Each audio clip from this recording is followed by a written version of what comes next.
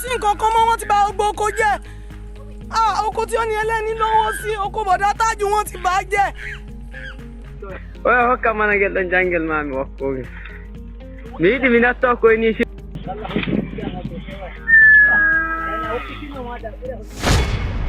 Do you know that hunger can be used as a weapon of war and also of absolute control?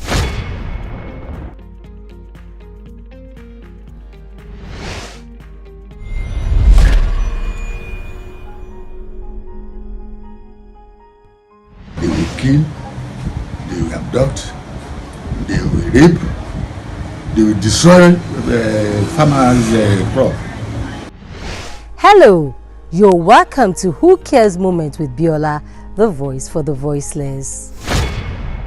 So many lives and properties have been lost in the past 4 years to the attack by the killer Fulani Herdsmen in Nigeria and farmers' clash. If, as some propose, the bloody attacks and kidnapping are being perpetrated by foreigners, why then did the governor Bala Mohammed of Bauchi say that the killer herdsmen carry AK-47 to protect themselves and their cows?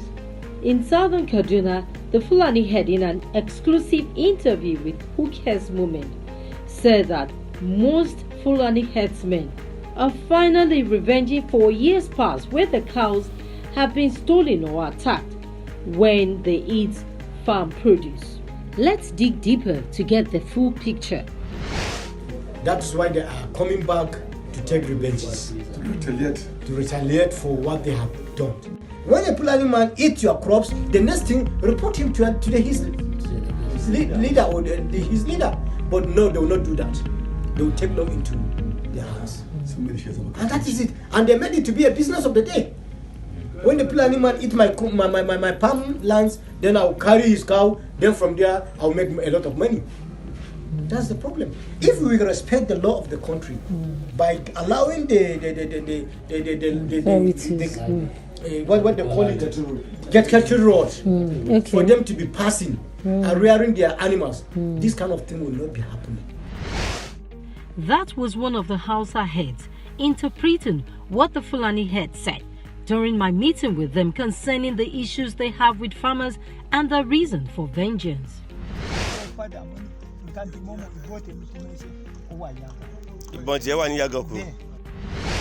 Kidnappings, raping, killings and destruction of farm produce has been the order of the day in the southwest. Who Cares Movement visited Igongon, a town in Ibarapa land, Oyo State, that has been affected by the frequent attacks. We met with the Secretary General of the Farmers Association, Akowe Agba, who talked about how it all started in 2013 but got out of hand 2 years ago, where farmers were killed with their wives daily. He also lamented on how the authorities and security agents took no action against them each time they reported formally, and this emboldened this killer Fulani herdsman. He also spoke of how the Fulani head, Seriki Fulani, during a meeting with community heads, insisted that recently they kidnapped only 3 people. Imagine that. This thing is actually getting too much. So we went to Azinga and then we held a meeting on the 13th February 2013. So this is the, we write a letter to the state government by then. So Governor Ajumobi to look into the matter that we are suffering from the hand of a Fulani herdsman. So we are suffering a lot. So the farmers are suffering a lot. But so Seriki Fulani, we go and bring more Fulanis. He will continue to write a series of petition, write on the paper saying that Oyo State government expedite action. They are killing our cow, poisoning the cow. And then on his video, Ibrahim, they said that only 3 people they kidnapped. But no, it is not true. So everybody knows that. But they have killed many people here, which we forward their pictures to you on my phone. So both we farmers and our wife, we are unable to go to the farm again in Egangan. So for about 2 years ago. Nobody is able to go. Anybody that goes to the farm, we are going to bring his corpse from the farm to home. We are reporting this to the police station, to the divisional police station here, to the headquarters. Who Cares Moment spoke with some of the victims that either lost a loved one or experienced the kidnapping. The father of the late popular Dr. Fatai Aborode recounts the sad story of his son's murder with pain and anger. Dr. Fatai Aborode graduated with Bachelor of Science in Chemistry from the University of Lagos and bagged a Master's in Chemistry from the University of Ibadan, after which he pursued his doctorate degree in the United Kingdom.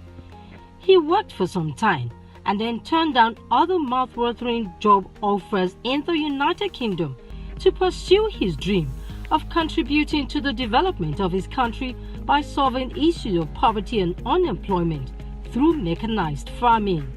He was also in and out of politics briefly in a bid to make a change. After returning to Nigeria, he recruited youths and many graduates. One of the graduates, a master's holder and youth leader, was trained by Dr. Fatai Aborode. He helped him and so many others to establish their own farms. On youths, the unemployment rate will be on the increase on the youth because many people are graduates, including I myself. After master's degree, I ventured into agriculture, even through the late Dr. Fatai Aborode, which was slaughtered by Fulani Herdsmen. So I was given farm. He gave us the chemical to use in order to, before we even harvested the cassava. But now that we are scared to even go to farm, people are unemployed. Bolanle, who is the farm manager, just stopped where the 4 people were waiting along the side of the road. He just stopped. They didn't stop him. Stopped at that spot. And they collected the doctor at the back. Put down. The manager never said anything. Never said anything. Just dropped the disciple.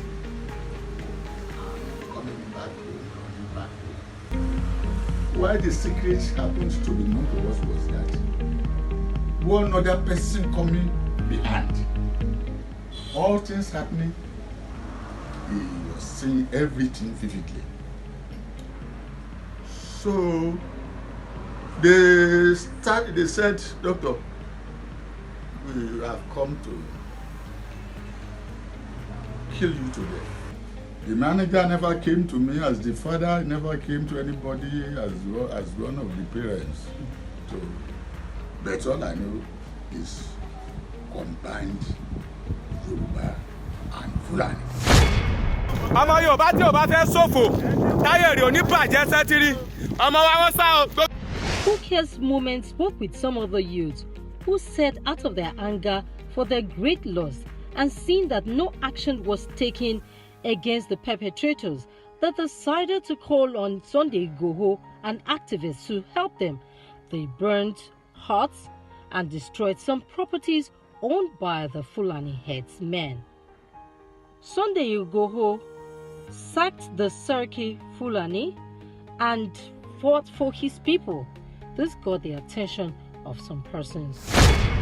Dr. Fatai Aborode was allegedly killed by Fulani Herdsmen because they had issues with them for keeping their cattle away from encroaching into his farm. But according to the deceased father, he allegedly says it is a political assassination because his son died 2 days before returning to the PDP with his huge followers. He had very large crowd preparing to move from ADC to PDP.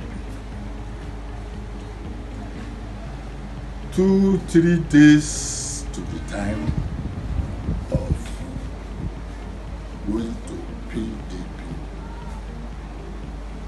assassination came up. Assassination came up. And as Yoruba people, I say, Aje Kilani, Omokulu, Tani, Ajana,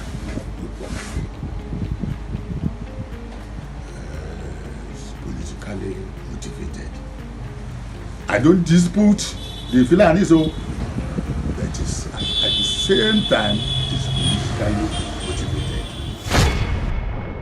According to the farmers, they are alleging that the Serki Fulani, head of the Fulani in Ibarapa, was responsible for bringing in killer herdsmen to attack the farmers.